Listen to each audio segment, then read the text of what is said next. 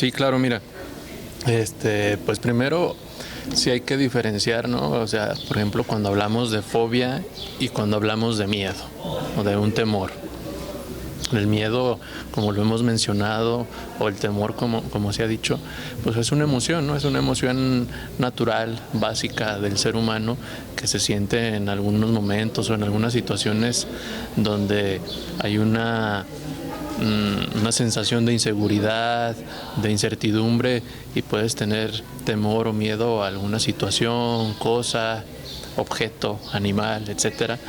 Pero ya cuando hablamos de fobia es cuando ya ese miedo, ¿no?, se ha incrementado a un nivel donde cuando estás frente a esa situación, o ese objeto, ese evento, te paraliza, afecta tu calidad de vida, ¿no?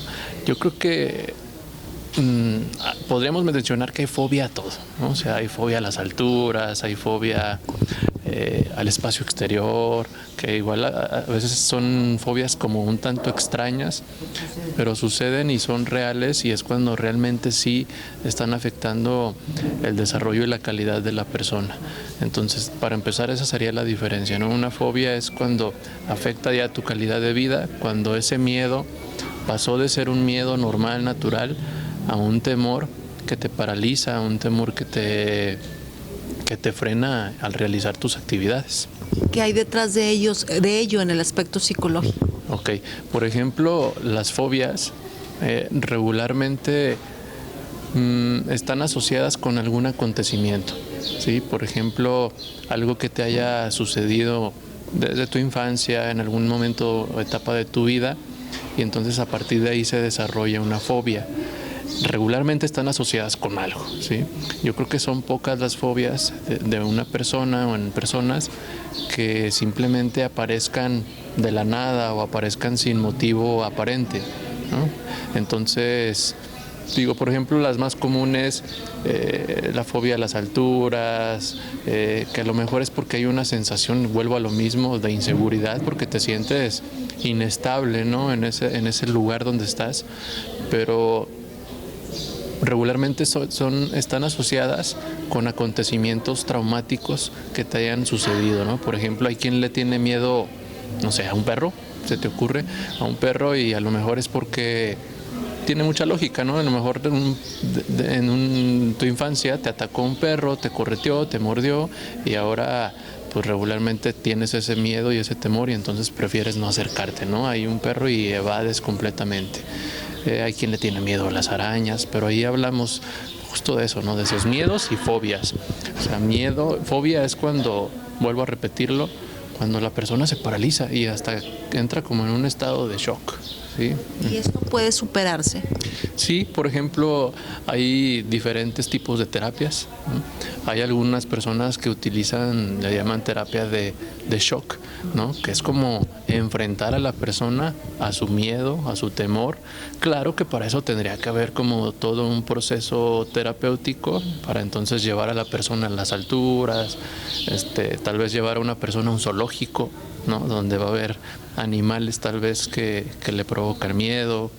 Este temor o esta fobia que te mencionaba a lo exterior, que se llama agorafobia, por ejemplo, poco a poco ir llevando a la persona a que vaya saliendo al exterior, que ahí sí, digo, son situaciones más complejas y que, por ejemplo, si hablamos de esa fobia, imagínate una persona vivir en su habitación los 365 días del año por una fobia, ¿no? O sea, como tal, y por una fobia al exterior. Entonces, igual, la terapia cognitivo-conductual funciona muy bien porque es cambiar el significado que la persona ha instaurado en su mente de ese objeto, de esa situación, y con ese enfoque de terapia se empieza a modificar, se empieza a implantar un significado diferente. Y entonces eso que te provocaba la fobia o el miedo va perdiendo peso y logras darle un significado al clima, al lugar, a las alturas. A lo mejor en lugar de que las alturas te den miedo, tal vez puede llegar la persona incluso a disfrutar un momento en un lugar alto, ¿no? Por ejemplo, hay personas que tienen fobia a estar entre las personas. ¿no? Y entonces poquito a poco irla como incluyendo con personas en espacios públicos hasta que la persona pueda romper con esa fobia, con ese miedo. Pero sí a través de procesos terapéuticos, y regularmente ese es el objetivo de la terapia cuando se trabaja con fobias o con miedos, cambiar el significado que se ha ido reafirmando en la mente de la persona con el paso del tiempo, irlo como desmoronando poco a poco para que pueda implantar otro significado y entonces pueda, pues ahora sí que tener una buena calidad de vida. Igual también mencionar que en ocasiones las fobias son muy poco probables de que sucedan, ¿no? A lo mejor alguien me dice, es que yo le tengo temor a una víbora, ¿no?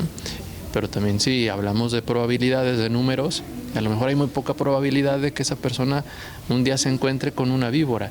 Entonces también a veces hasta como confrontarnos en la cuestión de los números, podemos disminuir el temor. Pero entonces aquí sí podríamos decir que lo más recomendable sería la terapia. Yo creo que sí. Ya cuando hablamos de un tema de fobia, yo creo que no hay otra opción más de que el proceso terapéutico. ¿Por qué? Porque yo creo que hay temas, hay situaciones que por sí solos sí, claro que podríamos manejar, solucionar, pero una fobia yo creo que requiere acompañamiento psicológico.